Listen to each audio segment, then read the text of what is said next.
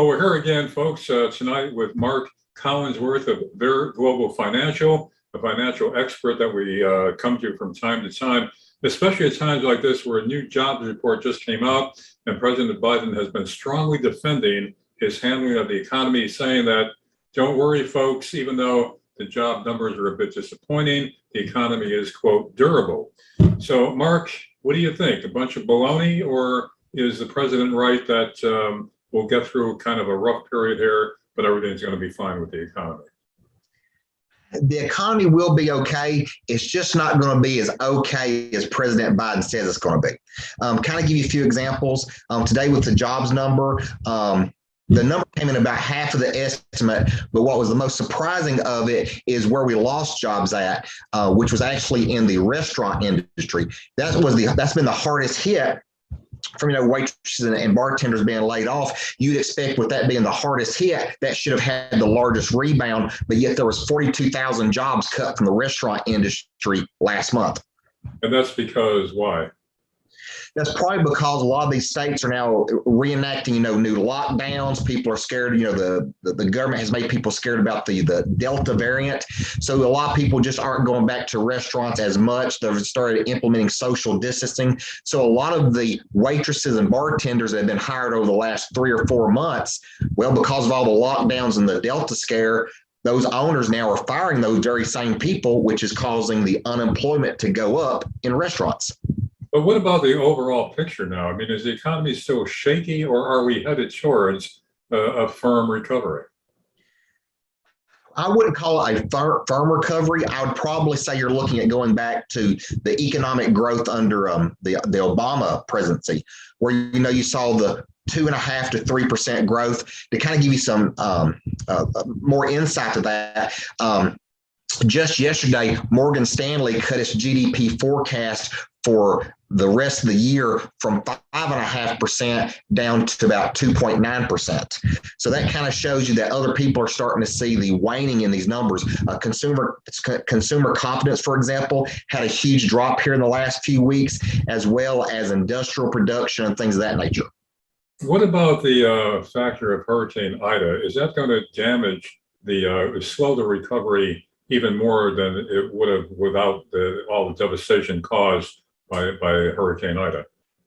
Correct. In the short term, there's going to be a lot of jobs are going to be lost. There's going to be a pickup in the unemployment from people that just cannot get to work because their offices or their houses are flooded and such. And that's normal to see during hurricanes, that stuff nature. And then, of course, you do get a little bit of an economic boost as you go into the rebuilding phase of rebuilding those buildings that were torn down in the storm.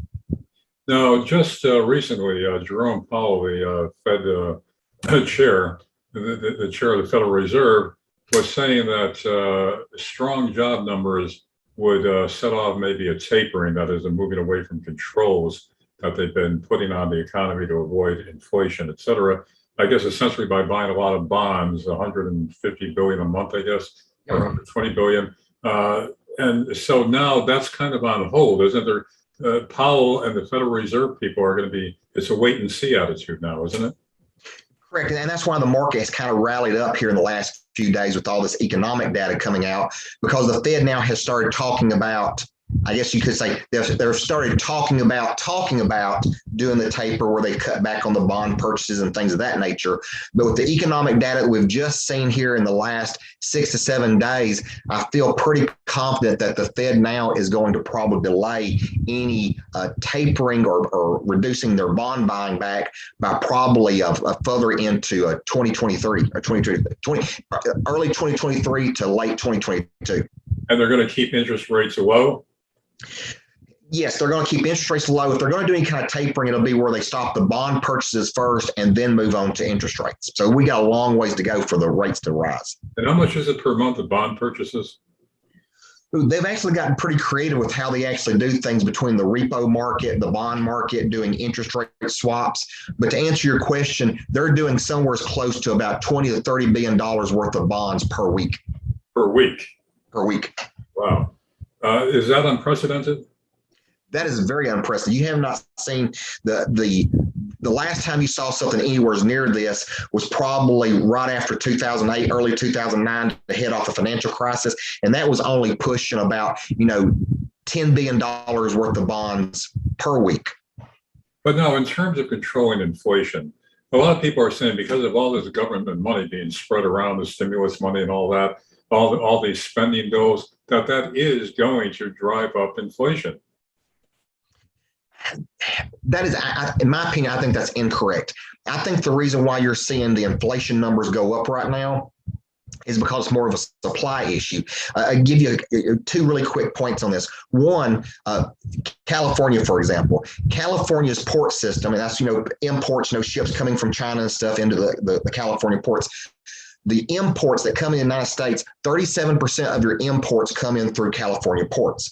Right now, there's 44 cargo ships, and we're talking massive cargo ships that are sitting off the coast of California right now that cannot dock, and they're just building up. We have 47 cargo ships a day. Last week it was 44 cargo ships, and the week before that it was 37 cargo ships. And normally those ships, it takes about a day to unload one of those ships. Right now it's taking about 3 days to unload one of those ships, and some of those ships have been sitting out in the ocean for as long as 2 to 3 weeks. Why is that a problem? If you need goods and services if you need certain goods in, like, let's say Denver, well, you're burning up those goods in Denver, and right now those goods are sitting on a ship off the coast of California. And if you can't get that supply in, but demand stays there, that causes prices to go up. That's point number one on why you're seeing inflationary pressures. It's a supply issue that should alleviate itself as the economy reopens. The second issue, it goes back to the reason why those ships are not being emptied very quickly, why there's a shortage of drivers and trucks, is because the government is giving out so much of this unemployment benefits. It's actually more beneficial for you not to work. You'll actually make more money by not working and basically relying on the government subsidies per se to live on. So once those government subsidies or unemployment insurance comes to an end, which, if you're curious, the bulk of them, and I mean the bulk of them, will actually end on September 6th, which is this Monday. That should force a whole lot of people to go back to work, which should start alleviating some of those problems. And there will be jobs for them to go back to largely.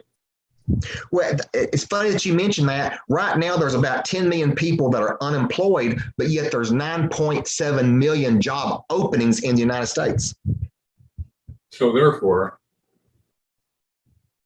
there's a whole lot of job openings. You have to ask the question, if 10 million people are unemployed, but there's 9.7 job openings, and those job openings have been there since April of this year, why aren't they getting filled? And that comes back to the basic question. The government is essentially paying people not to work. Yeah. Now, there's an argument being made that once people get on you might call it the dole, the government dole, they're going to be reluctant to go back to work, but they'll be in a bind if they don't go back to work because all these benefits are running out, correct? Correct. And that's also a second issue. And this also kind of caters to the inflation. Let's go back, pre-COVID levels. You worked a job, let's say you made $1,000 a week and you paid $500 towards rent. Well, because the government basically said if you don't have a job, it's against the law to get kicked out of your apartment. So you got these big government subsidiaries, unemployment insurance given to you. Plus, even if you had the $500 to pay your rent, because the government said it was illegal to kick you out of your house, you basically took that $500 and you went out and you bought a plasma screen TV, you bought a new car or something like that. And it's really the government is really causing this problem. Too much government is really causing the economy to really struggle, and it's causing inflation to go up. Well, so is Biden in trouble with the economy, or is this straightening out? I think right now in the short term, based on the short term economics, I would say Biden's probably in trouble with the economy.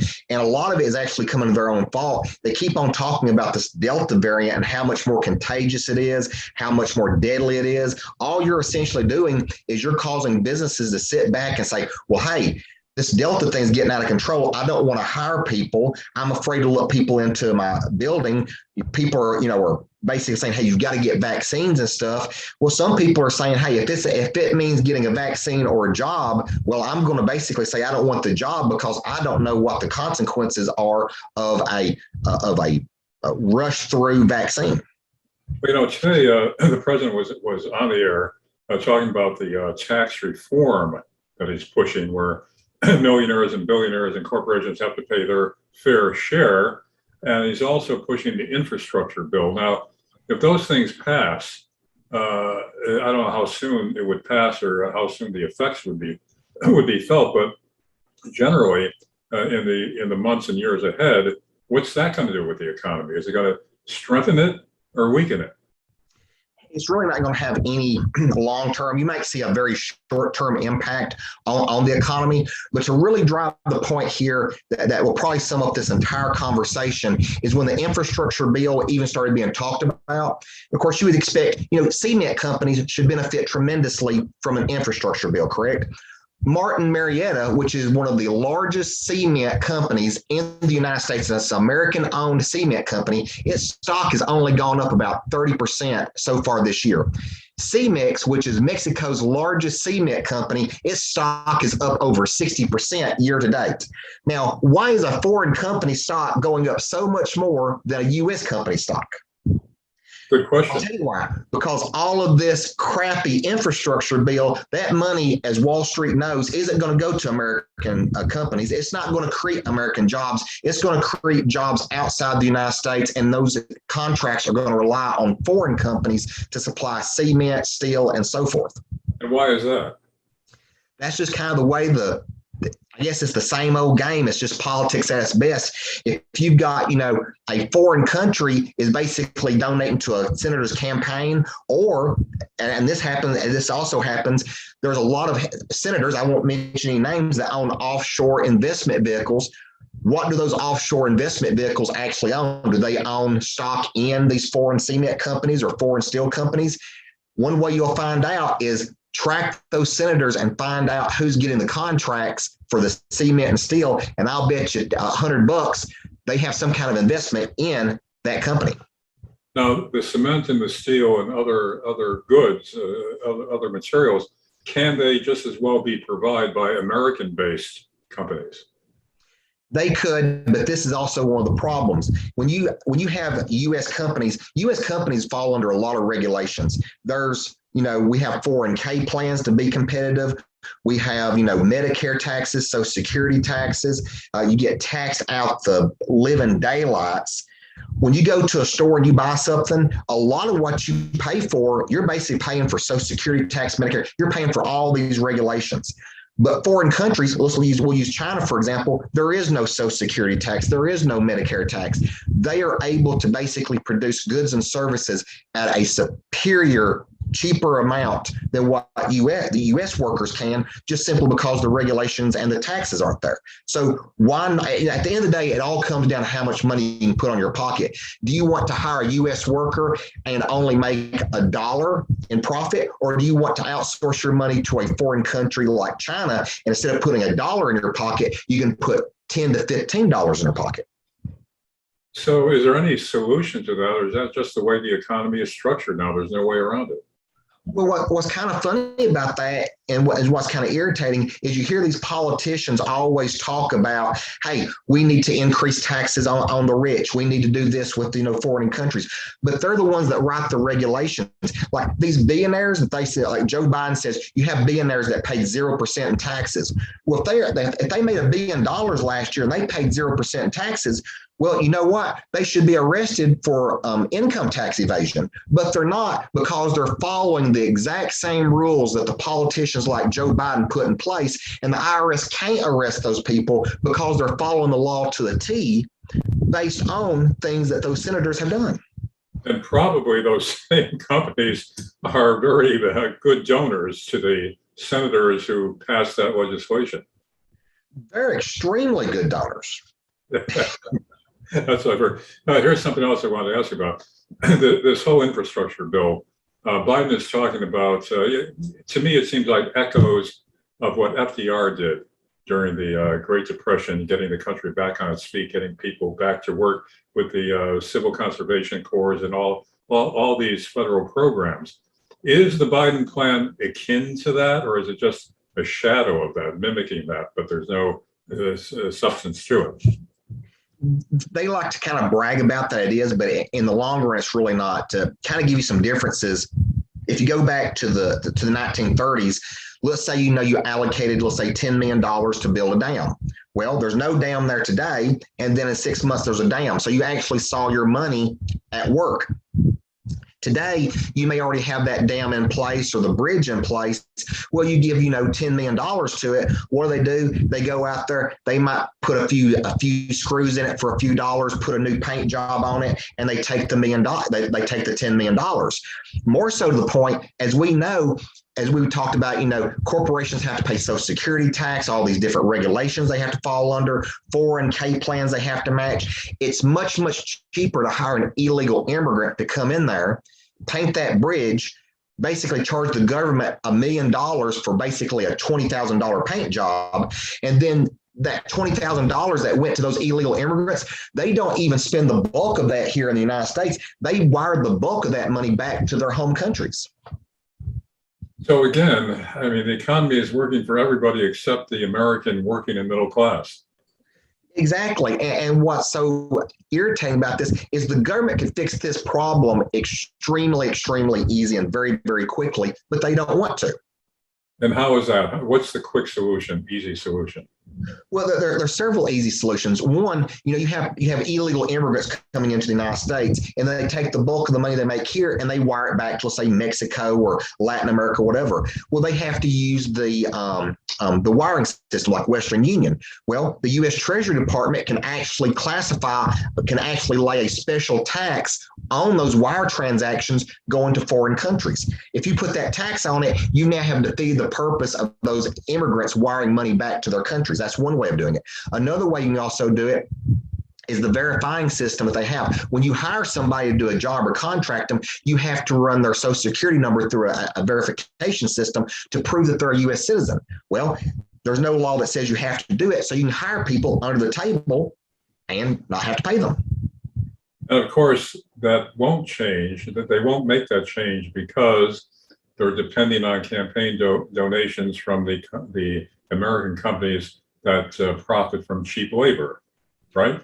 Well, it's actually two reasons. You hit the first one on the head. It's the cheap labor. But the second reason is, we won't name any political parties, but there are some political parties that want illegal immigrants to come into the country so they can eventually get amnesty, because that political party is betting that 100% of those immigrants will vote for their party and only their party for the next 200 years.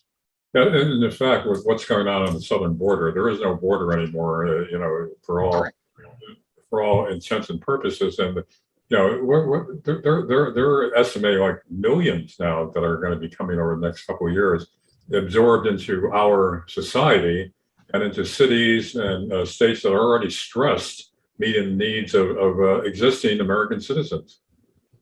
Correct. And what that's essentially going to do is going to take on more debt. More debt is not a good thing. The Roman Empire kind of proved that debt's a very bad thing. I always tell people the old joke. Do you know how much gold was in a Roman gold coin at the end of the Roman Empire?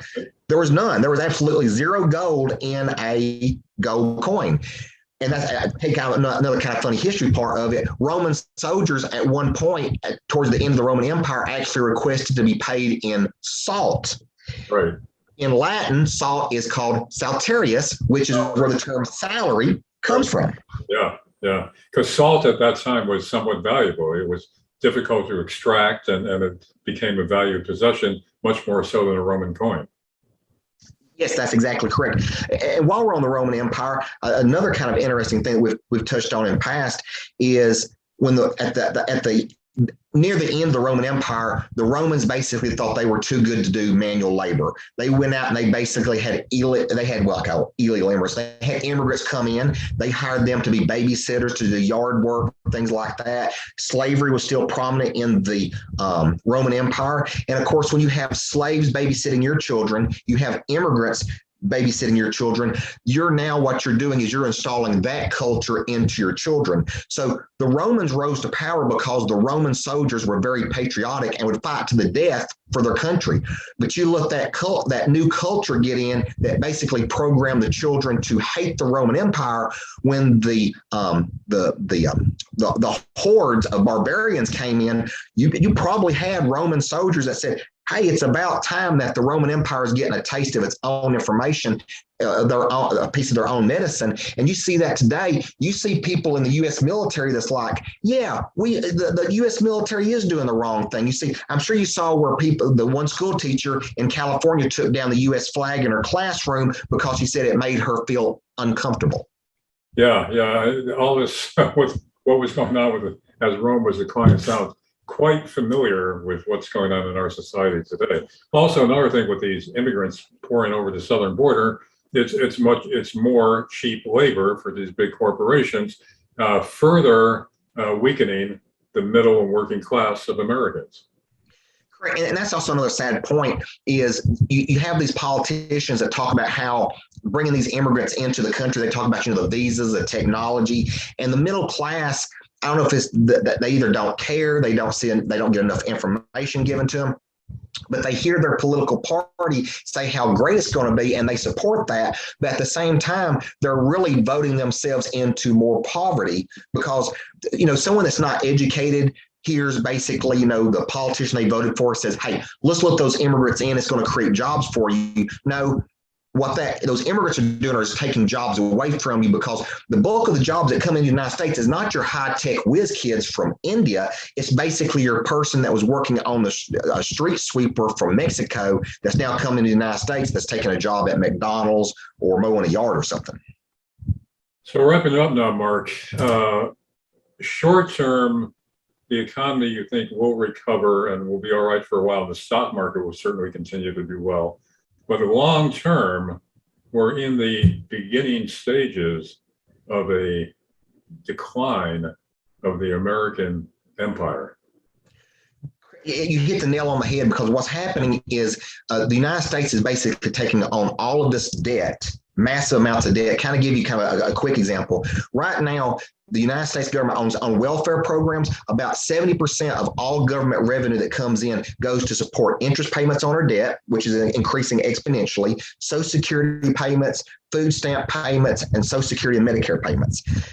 In the next 7 to 8 years, over 100% of the government revenue that comes in will go just to support those welfare programs. That means every year we're going to have to borrow 100% of the U.S. budget just to supplement those programs. And we haven't even started talking about how we're going to finance military pay, salary for FBI, and things of that nature.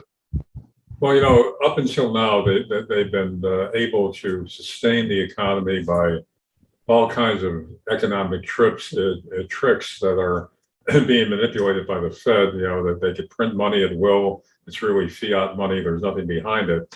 So can that continue indefinitely? I mean, if everybody agrees that the US dollar is still worth something, even though there's nothing behind it to back it, as long as everybody concurs in that illusion, will that not keep the economy going indefinitely? It will not, because, and I'll tell you this, if printing money was the secret to creating a super strong economy, then Zimbabwe should be the strongest economy in the entire history of the world. But it's not. Zimbabwe has like a 10,000% inflation rate. Half the country is illiterate. And if you go to Zimbabwe, you don't know there could be a coup to break out at any minute.